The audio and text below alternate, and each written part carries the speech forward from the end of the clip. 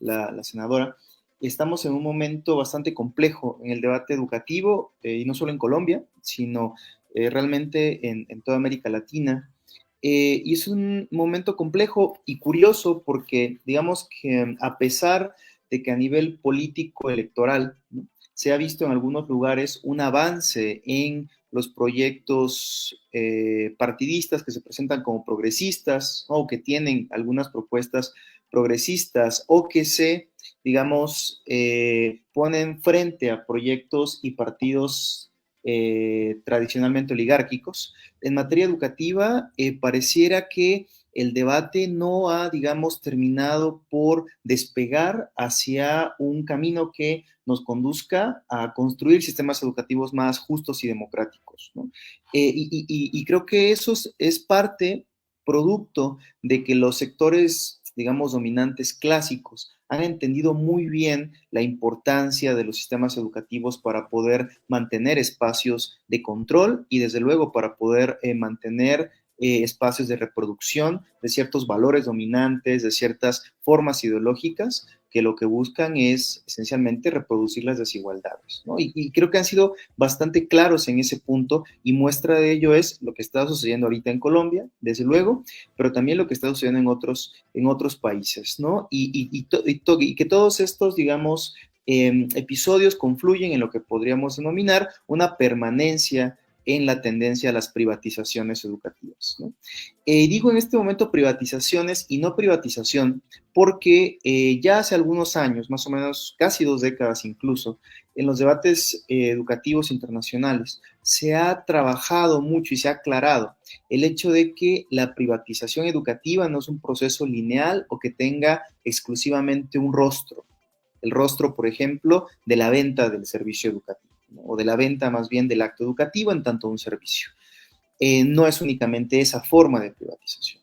La privatización educativa, tal como ha sido discutida desde ya varios años, considera, o bueno, presenta 3 formas genéricas, ¿no? Y creo que es importante retomarlo, aunque parezca del libro, porque eso también nos ayuda a construir estrategias para defender lo público, ¿no? Primero, se puede hablar de una forma de privatización educativa exógena, es decir, una forma de privatización educativa que abre el campo para la operación de agentes del mercado en el sector educativo público, como por ejemplo lo que están debatiendo ahorita en Colombia, los vouchers educativos, ¿no? Es una forma de privatización educativa exógena porque abre el camino a actores del mercado para que operen directamente en el sistema educativo público. También dentro de esta forma exógena de privatización podemos incluir, por ejemplo, los subsidios estatales a empresas educativas privadas o el incremento en la matrícula privada de la oferta educativa, en esos términos, ¿no? La segunda dimensión de la privatización es la privatización denominada endógena de la educación y básicamente es una forma mediante la cual en la educación pública, aunque siga siendo pública y se siga financiando por el Estado, etcétera, se comienzan a incorporar valores y esquemas que se originan en el mundo del mercado. Ideas, por ejemplo, respecto a que la mejor educación es la educación que tiene que ver con un incremento en el logro de aprendizaje medible de los y las estudiantes, por ejemplo, a través de pruebas estandarizadas, ¿no?, lo que se ha denominado a nivel internacional learnification, o sea, como un énfasis excesivo en el aprendizaje o en la medición del aprendizaje de las personas. También cuando vemos que se habla de productividad en las escuelas, de eficiencia del trabajo docente, de medición, de construcción de métricas, de rankings, es una forma de privatización educativa, porque lo que se está haciendo es poner, digamos, una forma, el sentido común más bien del sector privado, del mundo de las empresas, como los valores rectores de la educación pública, de las escuelas públicas, de las escuelas donde estudiamos, donde va nuestra familia, donde trabajamos, etcétera. La segunda dimensión, la incorporación de valores del sistema educativo privado al sistema educativo público. Y la tercera dimensión genérica de la privatización es la privatización de la política educativa, es decir, la incorporación de actores que tienen su origen en el mundo privado en espacios de dirección política o de gobierno en educación. Y eso lo hemos tenido prácticamente en toda América Latina, porque además son actores que provienen de organizaciones muy bien estructuradas. El caso, por ejemplo, de Empresarios por la Educación en Colombia, el caso de Mexicanos Primero en México, Todos por la Educación en Brasil, etcétera. Es un fenómeno muy extendido. Ahora, este fenómeno, la pandemia, y es algo que también habría que ir discutiendo, ¿no? Digamos que a este conjunto de fenómenos, perdón, con la pandemia se agregó otra dimensión, que es algo que se puede denominar privatización educativa digital. Es decir, el hecho de que el llamado salto digital en la educación ha sido esencialmente dirigido por empresas privadas multinacionales, lo cual conlleva una dimensión de privatización, porque entonces los sistemas públicos de educación, cuando se trata de, digamos, de llevar a cabo procesos formativos en línea o por Internet, dependen de la infraestructura de proveedores privados. Eso ojalá lo podamos hablar un poco más a rato. Bueno, voy avanzando. En América Latina, las cuatro, pero ahorita voy a abordar las tres primeras por cuestiones de tiempo. Las tres primeras formas de privatización se han extendido. En este momento, y yo sigo considerando Puerto Rico como América Latina, en este momento hay varios países en los cuales se está debatiendo algo muy parecido a lo que están debatiendo ustedes. En Puerto Rico hay un debate tremendo en torno a las políticas denominadas de elección de escuela y de voucher educativo, impulsadas, en ese caso, por estas organizaciones que generan conocimiento para políticas públicas, que se llaman think tanks, ¿no? Y que son financiadas por grandes empresarios primordialmente. En Perú, ahora con el proceso político tan complejo que tienen en Perú, la derecha también, los partidos de derecha han impulsado la propuesta de voucher escolar, una propuesta muy, muy parecida a la que ustedes están debatiendo en Colombia. Una propuesta que además, curiosamente, o quizás no tanto, ha sido impulsada por los sectores que apuntalaron el golpe de Estado contra el profesor Castillo.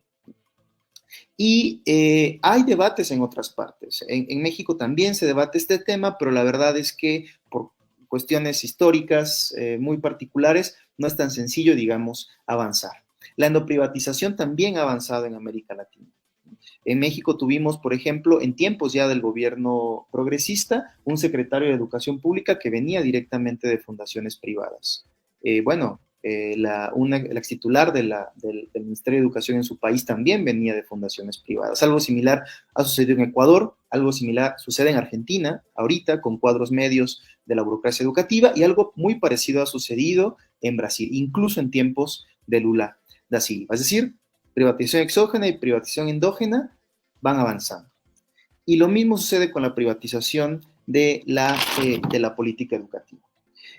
Para cerrar esta intervención, el balance sería que, pese a que, insisto, a nivel político electoral o de debate en otras cuestiones, el progresismo o la crítica al neoliberalismo ha avanzado en muchos espacios de nuestra región, a nivel educativo pareciera que persiste aún una especie de resistencia del mercado y de los agentes del mercado por no permitir que los sistemas educativos se conviertan en espacios de construcción, insisto, de sociedades más justas y democráticas.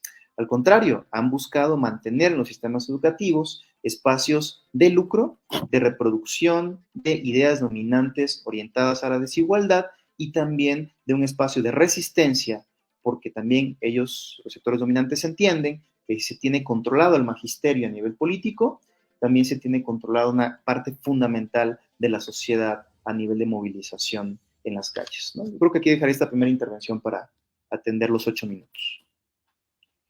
Gracias, Mauro.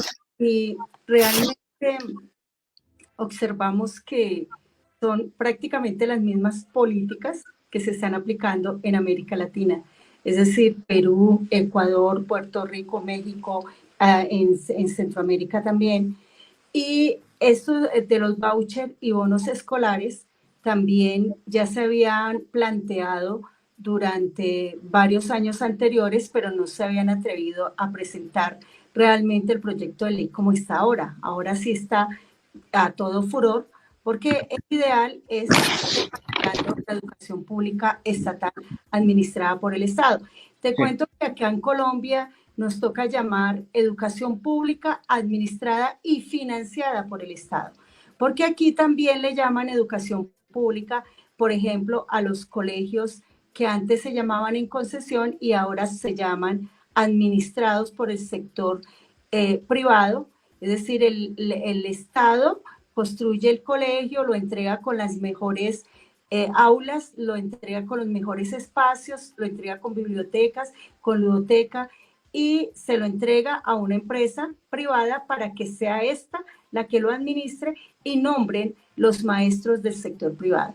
Es decir, este tipo de administración ha venido generando situaciones muy complejas, ha venido disminuyendo la planta de personal en el sector estatal y también los recursos, porque parte de los recursos se van para estos colegios. Actualmente en Bogotá tenemos 35 colegios en esa situación. Importante lo que Mauro nos trae de este tipo de diferentes formas de privatización que utilizan en diferentes países, como es esta privatización exógena y la privatización endógena. Eso también, llamado con otros nombres, se utilizan aquí en Colombia. Entonces, importantísima todos los aspectos que nos has planteado acá. Tenemos aquí el subsidio a la demanda. Usted dice que allá hay un subsidio a los estatales y el incremento a la matrícula y abrir agentes al mercado, es decir, tratar la educación con la lógica mercantilista y del mercado. Eso exactamente lo tenemos también en Colombia y es una lucha que se ha dado desde nuestra Federación Colombiana de Educadores FECODE, desde la ADI, desde la Central Unitaria de Trabajadores, o si no, hace rato en Colombia no existiría educación pública, si no es por nuestras organizaciones sindicales. Muchas gracias por todos estos elementos tan fundamentales que nos trae el día de hoy, Mauro. La siguiente pregunta que queremos nos ayudes a explicar un poco para que el magisterio en Bogotá y en Colombia escuche qué sucede también en México y cómo se está trabajando es para ustedes en México qué son los bonos escolares y cómo avanza esta política en el mundo. ¿Cuáles son las principales afectaciones al derecho universal de la educación pública? Bueno, acá podemos darte unos 10 minutos para que nos puedas dirimir esta pregunta que es fundamental para que nuestros maestros y maestras tengan mayor claridad sobre el tema. Gracias, Mauro. No, no, usted, maestra. Bueno, la verdad es que en México, como les comentaba hace un momento, el debate sobre el voucher escolar es una cuestión muy limitada porque, bueno, tuvimos una revolución, ¿no? Y la constitución que emanó de la revolución en México, digamos que dejó un artículo tercero que aunque ha sido desmantelado en distintos sentidos, sigue considerando el sistema educativo público particularmente a nivel básico como un enclave, digamos, fundamental de realización nacional. Entonces es un poco complicada la incorporación de ese tipo de propuestas, aunque claro que hay organizaciones, sobre todo organizaciones vinculadas a denominadas redes liberales en América, ¿no? Quienes han impulsado debates sobre las propuestas, pero hasta el momento son incipientes. Sin embargo, es importante tener en el radar en qué consiste estas propuestas porque, digamos, y lo hemos visto, también el mercado oscila a nivel de la política y las propuestas de mercado en educación tienen mucho que ver con lo que plantean hace rato, la correlación de fuerzas en un momento específico. El bono o el voucher escolar es una estrategia que ha sido utilizada prácticamente, bueno, en muchos países del mundo para poder, digamos, con la narrativa de mejorar la educación, ¿no? Sobre todo respecto a las personas con menos ingresos en una sociedad, los hijos e hijas de familias con menos ingresos en una sociedad, digamos, con la narrativa de mejorar la educación para esos grupos, abrir nuevos espacios justamente a la intervención del sector privado en la educación, incrementar la partida del propio sector privado respecto al presupuesto nacional y también, desde luego, golpear, minar a los sindicatos docentes, ¿no? Son tres, digamos, fines que quedan también claros cuando uno revisa las experiencias. Sin embargo, bueno, ¿qué es el voucher escolar? El voucher escolar esencialmente es una propuesta de cambio en el financiamiento educativo, un cambio de financiamiento dirigido a la demanda en educación, es decir, a quienes, entre comillas, consumen el, otra vez entre comillas, servicio educativo, o sea, las familias. Lo que se propone con el bono es que en lugar de que el gobierno financie directamente a las escuelas, financien las familias, ¿no? ¿Y por qué se plantea esto? Bueno, la historia del bono es un poco larga también. En el contexto estadounidense, la primera experiencia de una especie de bono educativo se da a mediados del siglo XIX. Sin embargo, no es hasta mediados del siglo XX, con la obra de Milton Friedman, cuando el bono educativo se conforma teóricamente. El economista, recuerdan, de la Universidad de Chicago, discute en varios de sus trabajos cómo mejorar a su criterio la educación en Estados Unidos. Y él lo que plantea es que la mejor forma de cambiar la educación en Estados Unidos es cambiar el financiamiento. Friedman hace una distinción entre lo que él denomina el control estatal de la educación, ¿no? Y el financiamiento o la educación financiada por el Estado. Lo que dice Friedman es que el Estado puede financiar la educación y que de hecho eso es lo que busca al final de cuentas el bono educativo, pero que no es bueno, no es correcto, no es lo mejor que el Estado mantenga el monopolio sobre la educación, particularmente por una cuestión política, porque para Friedman y para esa tradición de economistas liberales, los estados tienden, ustedes ya lo han escuchado además, a ideologizar a estudiantes por medio de los sistemas educativos. Entonces, ¿qué es lo que hay que hacer? Bueno, quitarle el monopolio estatal. ¿Cómo?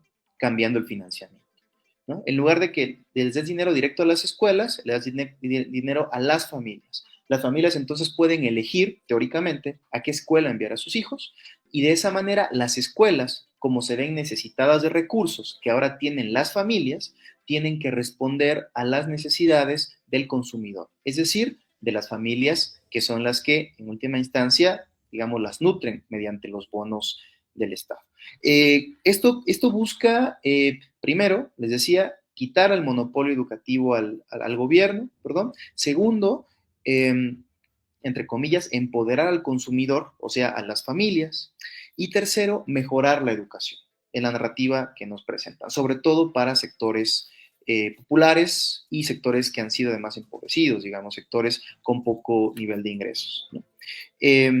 Teóricamente, la educación mediante el uso del voucher educativo va a funcionar igual que cualquier producto en el mercado. Es decir, que mediante la competencia el producto va a mejorar.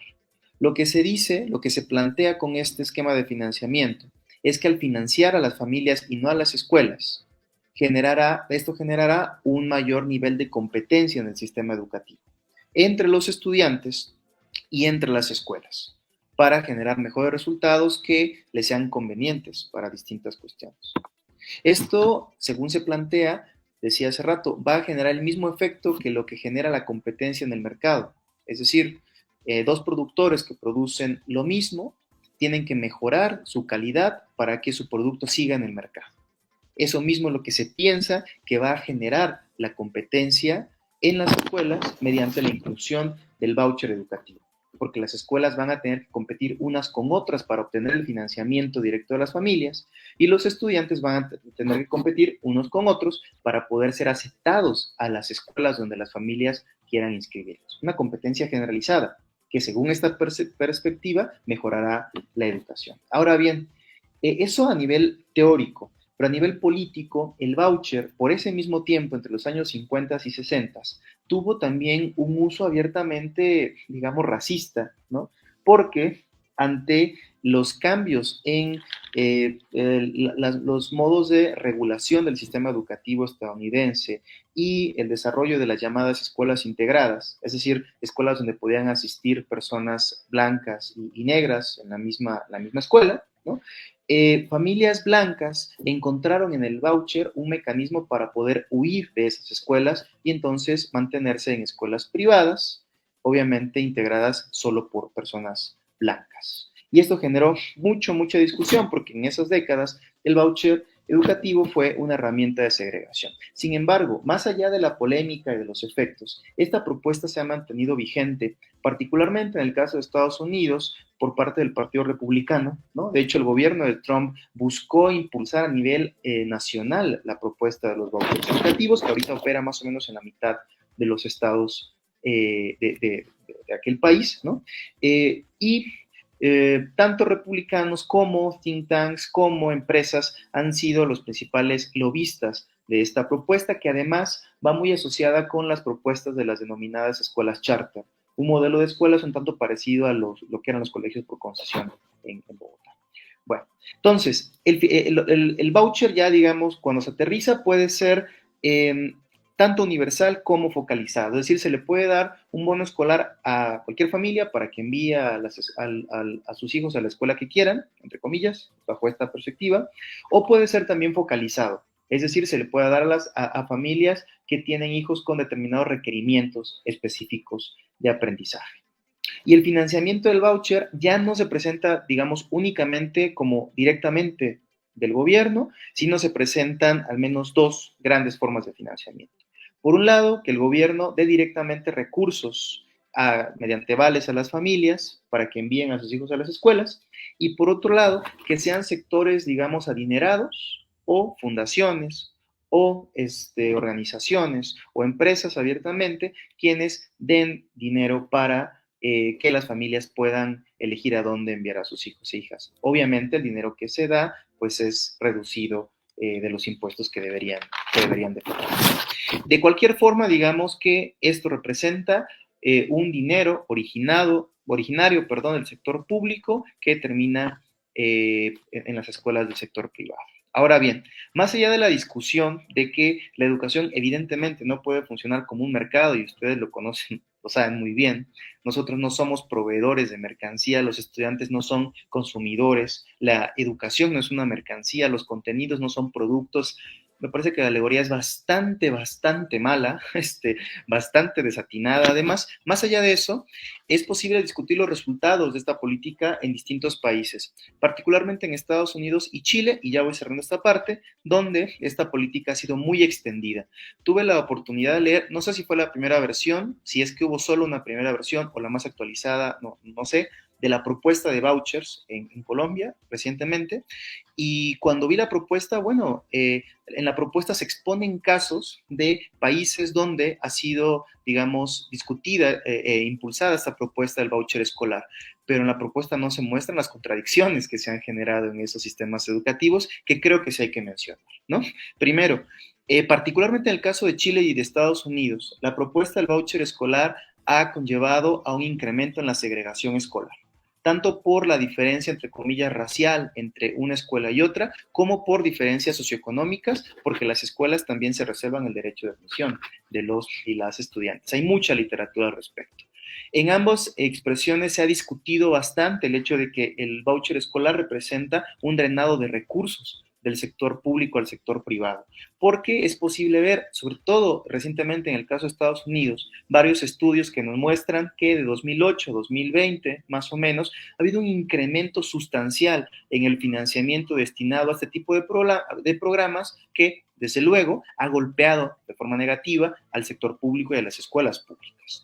Además, y esto es muy importante, y creo que este es un campo que hay que discutir mucho, sobre todo en el contexto que al parecer se viene o les viene a ustedes en Colombia, es que la propuesta del voucher escolar, por más que se presente como una garantía para mejorar la calidad de la educación, realmente no representa un mecanismo concluyente para decir que eso, que su desarrollo, su uso, su aplicación, incrementa el logro educativo de los estudiantes. Hay mucha polémica al respecto.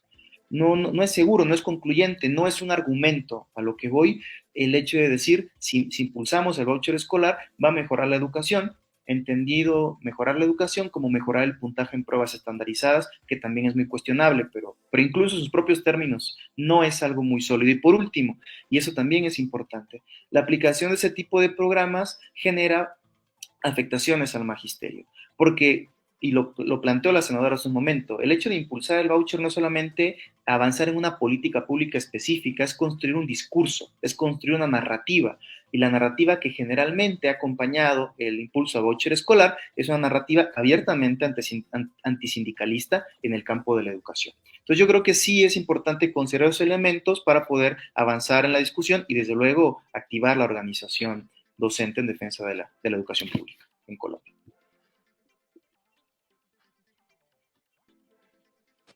Bueno, muchas gracias, Mauro. Sí, definitivamente es importante seguir ampliando y profundizando todos estos temas. Y el proyecto de ley, como ustedes lo escucharon de la senadora, va en segundo debate ya. Son alrededor de 4 debates y tenemos que mirar cómo confrontamos esa política y cómo ayudamos y salimos a las calles para que el Congreso de la República definitivamente no apruebe en segundo debate este proyecto de ley 192 del 2022. Importantes elementos que nos ha traído Mauro el día de hoy para entender más de dónde sale este bono escolar y de qué tratan los bonos escolares y cuál es su objetivo, cuál es su propósito. Sabemos que los bonos sí generan mayor discriminación, porque lógicamente no todos los colegios van a recibir los niños a decir lleven su bono. Nosotros ya sabemos que no todas las instituciones educativas, ellos tienen la reserva de quién reciben y a quiénes no. De todas maneras, hay segregación, lo acaba de completar Mauro, y la competencia que es bastante grave, porque lógicamente en Colombia tenemos escuelas y colegios que prácticamente se están acabando, no tienen infraestructura y sus salones o sus aulas de clase no están aptas, ni siquiera para la enseñanza. Igualmente tenemos que decir que la conectividad es gravísima en Colombia, ya que la anterior ministra de las TIC se llevó los 70.000 millones de pesos que eran para la conectividad de las zonas rurales y urbanas y que definitivamente los estudiantes ni siquiera tienen esa oportunidad. Por eso no pueden hablarnos de calidad porque solamente vayan a aprobar un bono o porque los niños vayan al colegio privado. Es excluyente totalmente, solamente tendrán oportunidad algunos y prácticamente las afectaciones sí son muy fuertes para el magisterio y principalmente para los sindicatos. Es decir, ir desmotivando también la afiliación, el derecho de asociación, el derecho de libertad sindical y ir poco a poco menguando esa participación. Por eso nuevamente hacemos el llamado y es un llamado urgente al magisterio a salir a las calles. No nos queda otra opción a seguir exigiéndole a este Congreso de la República. Si bien es cierto, no tenemos la correlación de fuerzas, esperamos que las negociaciones y las alianzas sirvan para que este proyecto de ley sea archivado lo más pronto posible. Bueno, vamos con una última pregunta para Mauro, para que nos ayude a decantar un poco cuáles serían, según ustedes, cuáles también han utilizado en México, cuáles serían esas herramientas para la defensa que deben desarrollar las comunidades, los sindicatos, las organizaciones para blindar la educación pública estatal administrada por el Estado. Es decir, ¿qué se debería hacer? ¿Cómo debe actuar el magisterio? ¿Cómo deben actuar los sindicatos? ¿Y cuál sería la estrategia más adecuada? Porque definitivamente o blindamos la educación pública estatal administrada por el Estado o definitivamente nuestros jóvenes, nuestros niños, nuestros estudiantes jamás tendrán una educación con plena gratuidad. Porque aquí defendemos la plena gratuidad que debe ejercer el Estado y que le debe brindar el Estado a sus estudiantes desde preescolar hasta la universidad, hasta la educación superior. Y no va a la figura de bonos, de voucher o de convenios o de colegios administrados por el Estado o administrados principalmente por sectores privados que lo que buscan es convertir en mercado y en producto la educación y estar tratándola como si fuera una mercancía, que es lo que realmente han venido llevando y gestando las políticas de los anteriores gobiernos. Entonces, Mauro, te damos el uso de la palabra nuevamente para que nos ayudes a dilucidar todos estos aspectos tan fundamentales de esta política. Gracias, gracias maestra. Sí, ya no les quito más tiempo. Creo que es, cuando hablamos igual de lucha por la defensa de la educación pública o lucha en general por lo público, ¿no? Es importante siempre construir una especie de radiografía en un momento específico de las estrategias de aquellos con quienes estamos lidiando, con quienes tenemos que lidiar, ¿no? La verdad es que revisando como la experiencia de las disputas educativas en América Latina, podemos encontrar que hay una especie de guión, quizás involuntario, pero muy constante respecto a los grupos, liderazgos, partidos, organizaciones que buscan, digamos, ampliar los márgenes del mercado en la educación y disminuir la autonomía del profesorado en su ejercicio de trabajo cotidiano, ¿no? Creo que, y es importante, como decía hace rato, plantear un análisis de cuáles son las estrategias para también construir estrategias que puedan resultar efectivas respecto a eso que se nos ha, digamos, puesto, ¿no? frente a nosotras y nosotros. Creo que lo primero que hay que discutir es que estas, o a menudo, no sé ahorita cómo esté en este ámbito de la discusión en Colombia, pero a menudo, previamente a este tipo de iniciativas, salvo cuando quienes impulsan estas iniciativas tienen una correlación de fuerzas abrumadora a su favor, pero generalmente vienen antecedidas por una narrativa de una crisis educativa, ¿no? O sea, hay una especie, como se decía en Estados Unidos hace unos años, de una crisis manufacturada en la educación. Se nos dice por todos lados, la educación está mal, los y las niñas no tienen buena educación. México, en este caso, no se desarrolla porque no hay buena educación, porque solo la educación de calidad cambia México, era el lema de una empresa, de una organización civil financiada por empresarios.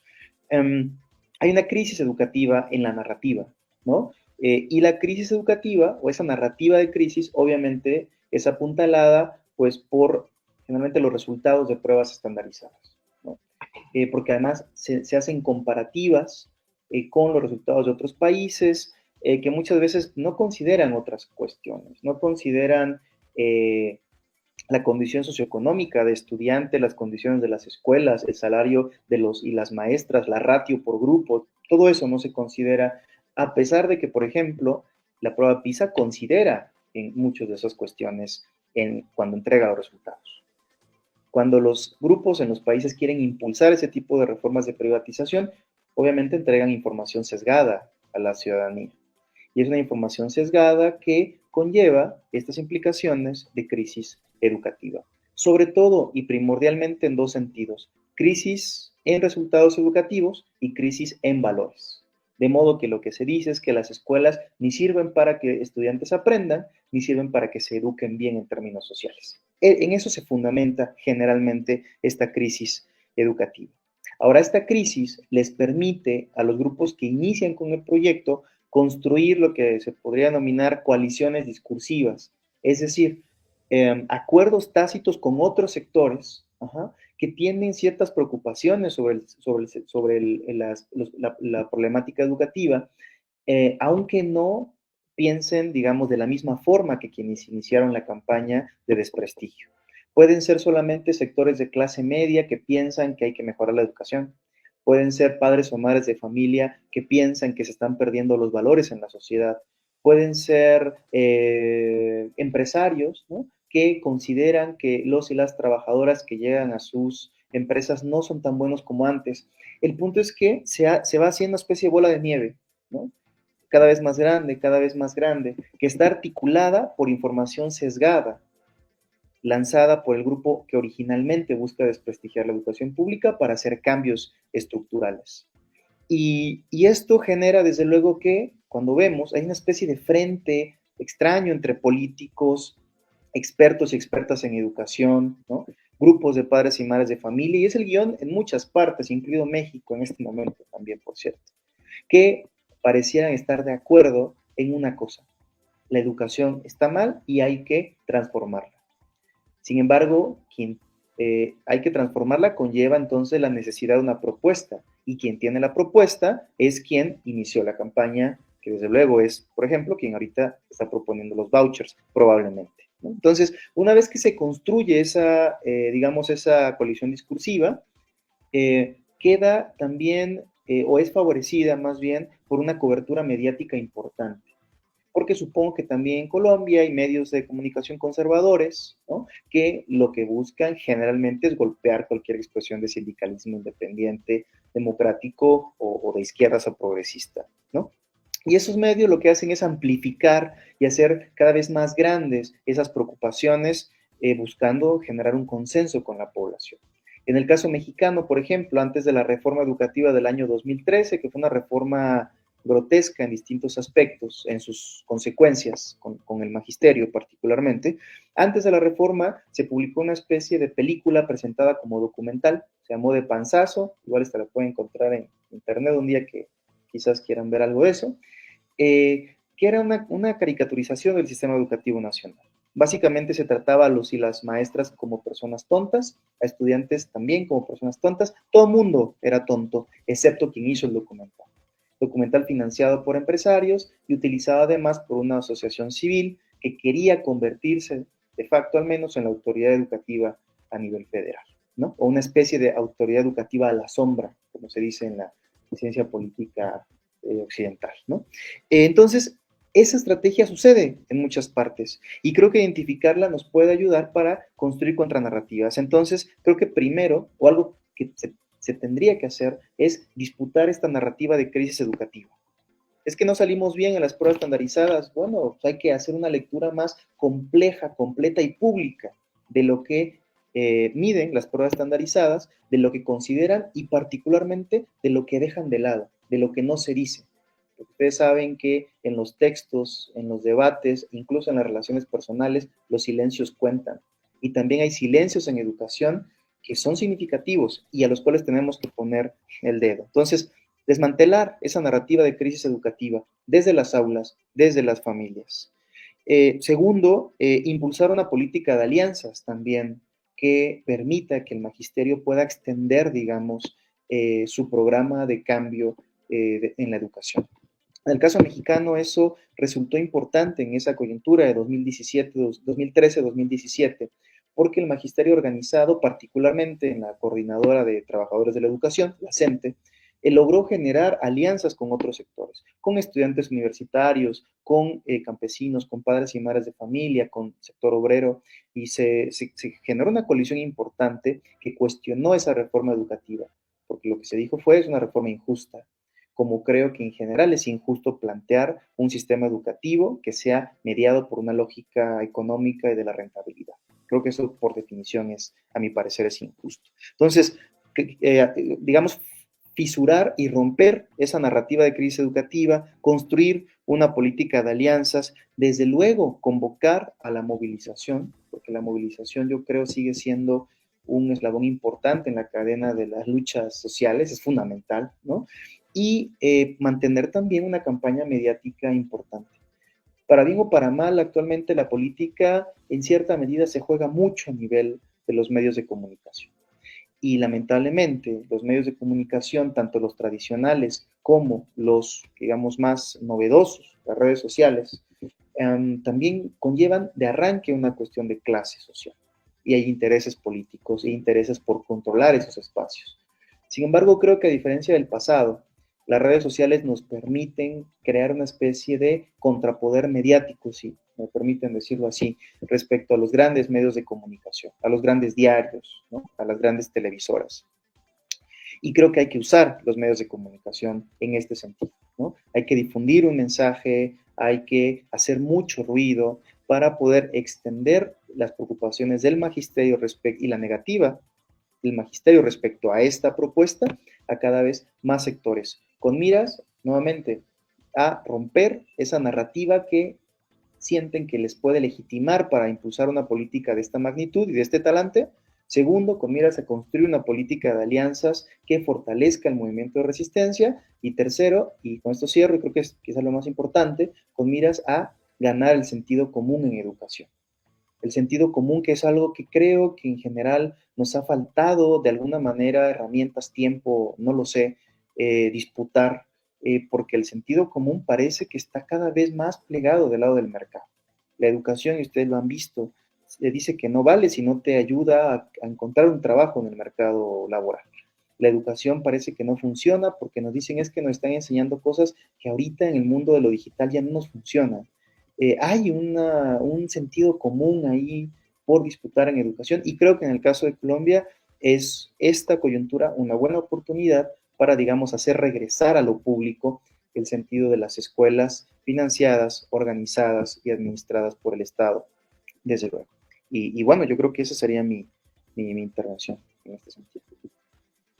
Muchas gracias, Mauro. Muy interesante todas sus propuestas. Efectivamente, tenemos que revisarlas y también eh, retomar muchas de ellas que son fundamentales para lograr el propósito de confrontar políticas que afecten el derecho a la educación, el derecho al trabajo y que además fortalezcan la privatización como es lo que está haciendo este proyecto de ley de bonos escolares. Importante la política de alianzas, el magisterio organizado, sí, de acuerdo, pero no solamente debe salir a luchar el magisterio, en eso compartimos plenamente, que toca buscar todas esas políticas de alianzas que usted habla con los campesinos, con el sector obrero, con los padres de familia, con los estudiantes, porque realmente solos el magisterio no va a lograr hacer retroceder estas políticas tan nefastas.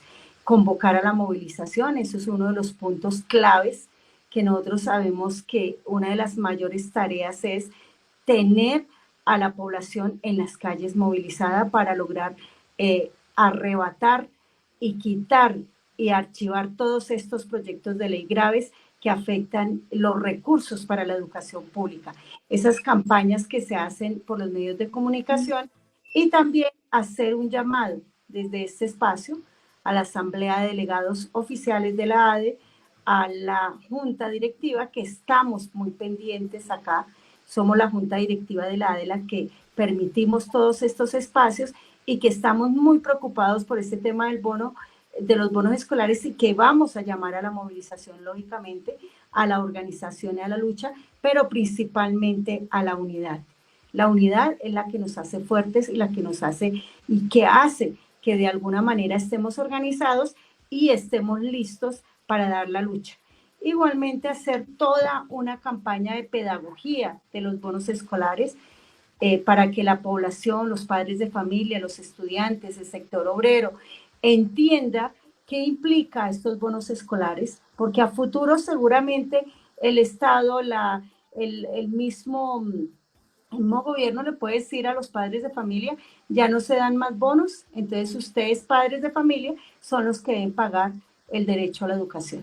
Así ha pasado, inician con algunos recursos y luego les terminan diciendo a los padres de familia que son ellos los que deben pagar de su propio pecunio.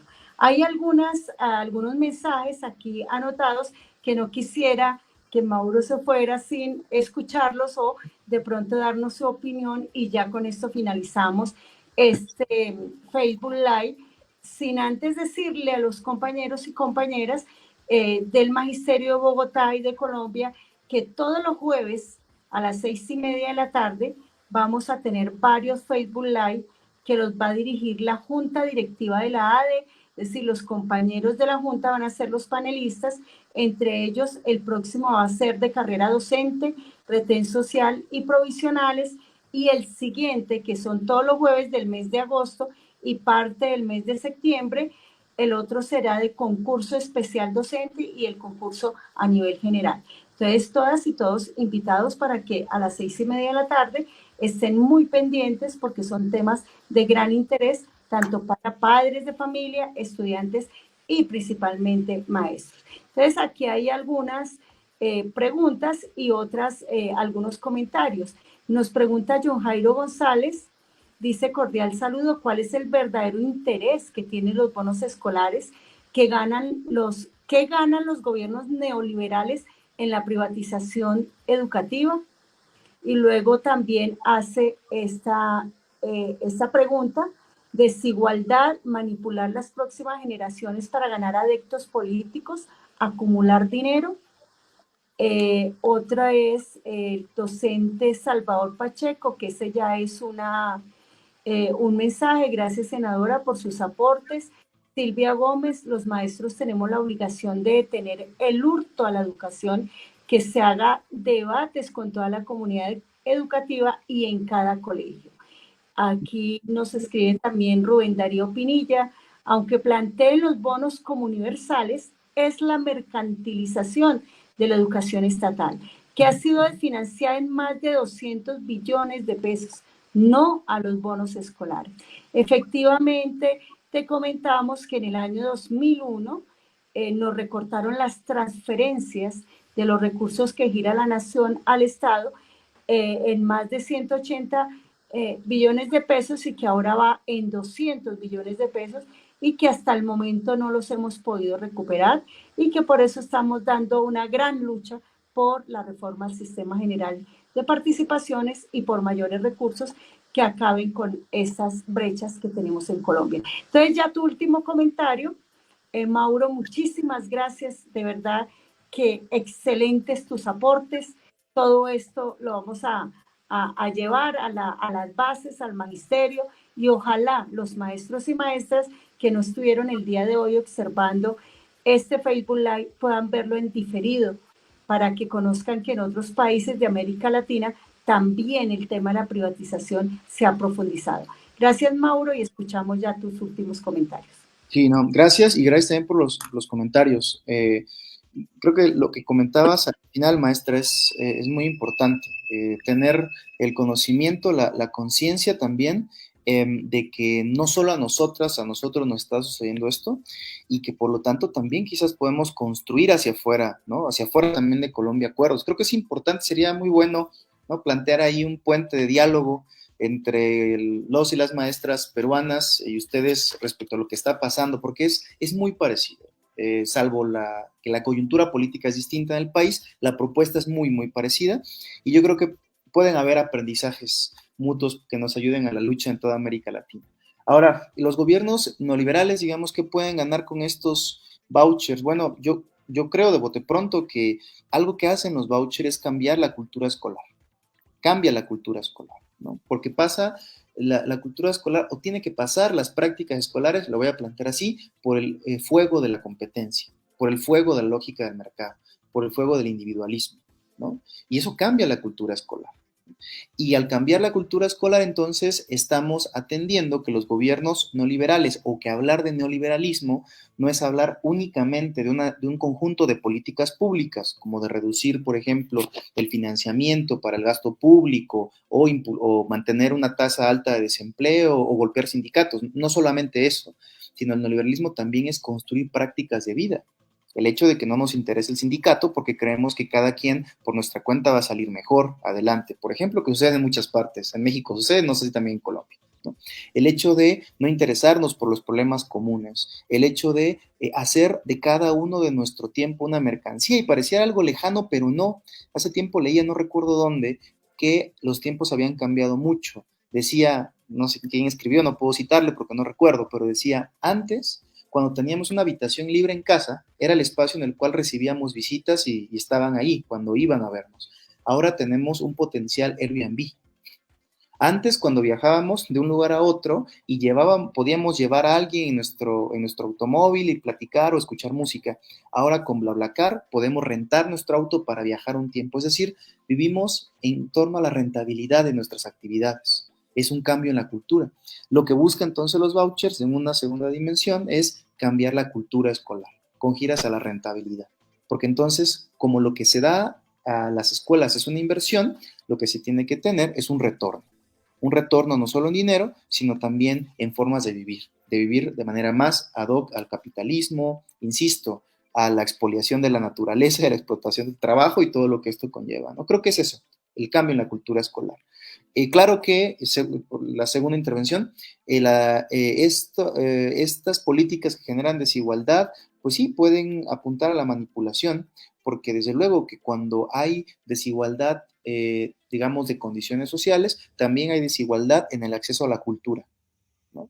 Y la desigualdad en el acceso a la cultura conlleva que, por ejemplo, no sé todavía en Colombia, pero en el caso mexicano, hasta hace algunos años, millones de personas encontraron como su primer fuente de información los medios de comunicación clásicos, Televisa, que sería como Caracol, más o menos en Colombia, ¿no? La principal fuente de cultura. Cuando los sectores medios, sectores acaudalados, bueno, podían acceder a muchas cosas. Y desde luego, en ese sentido, puede haber un grado importante de manipulación. Y ya, la tercera intervención. Sí, cuando estas propuestas presentan los bonos universales, ellos hacen alusión más bien a que son bonos a los que, entre comillas, cualquiera puede competir, ¿no? O puede, digamos, solicitar al gobierno. Pero claro que no son universales, porque cuando el mercado se integra, el universalismo deja de existir, ¿no? Porque hay un criterio, insisto, el criterio de la rentabilidad. Así que estoy de acuerdo, profesor, esto lo que hace es mercantilizar la educación estatal y en un contexto de desfinanciamiento, pues lo que hace es básicamente condenar a la inanición a las escuelas que de por sí están desfinanciadas, a las escuelas que de por sí tienen un estigma social de que no son buenas escuelas. Es en algún sentido una serie de propuestas que pueden llegar a ser hasta criminales por sus efectos respecto a la educación pública. Entonces creo que sí es importante la discusión y sobre todo el conocimiento de las propuestas, la lectura de qué es lo que ellos proponen para también generar, insisto, estrategias que resulten favorables, no solo en evitar el avance de esas propuestas, sino también de impulsar cosas que desde nuestro bando y nuestra práctica puedan ser, digamos, interesantes, ¿no? Y bueno, agradezco mucho la invitación, agradezco los comentarios, agradezco todo, mis mejores deseos hasta Colombia, hasta Bogotá, en este caso. Muchas gracias, Mauro, y esperamos tenerte pronto nuevamente en estos espacios. Hay un mensaje del compañero Luis Alexander Hurtado. Dice, gracias, profe Mauro Harkin, por todos sus aportes. Serían muy útiles para la lucha. Muchísimas gracias y esperamos nuevamente que nos acompañen estos espacios tan fundamentales para la comunidad educativa y el magisterio de Colombia. Un abrazo. Un abrazo de vuelta. Hasta luego. Gracias. También dice Yasmín Daza, interesante exposición para organizar la lucha en conjunto con padres y madres de familia. Hasta luego. Por la defensa de la educación pública. Luis Alexander, estos bonos son una opción política que evita la transformación de la sociedad. Margarita dice, los bonos escolares disminuyen la cobertura escolar. Claro que sí. Tertuleando con las matemáticas, no a los bonos escolares ni propuestas clasistas. Bueno, en fin, todos estos comentarios importantísimos para tener en cuenta y seguir con nuestros Facebook Live. Como les informé, el próximo jueves tenemos entonces con nuestros compañeros de Junta Directiva como ponentes en el tema de carrera docente y así sucesivamente. Todos los jueves vamos a tener estos Facebook Live con temas interesantes para el magisterio, para la comunidad educativa, para los estudiantes y a seguir haciendo el llamado porque debemos salir a las calles a defender las reformas del gobierno del cambio, pero también a confrontar estas políticas y estos proyectos de ley que desfinancian la educación pública. Buenas noches y los esperamos pronto.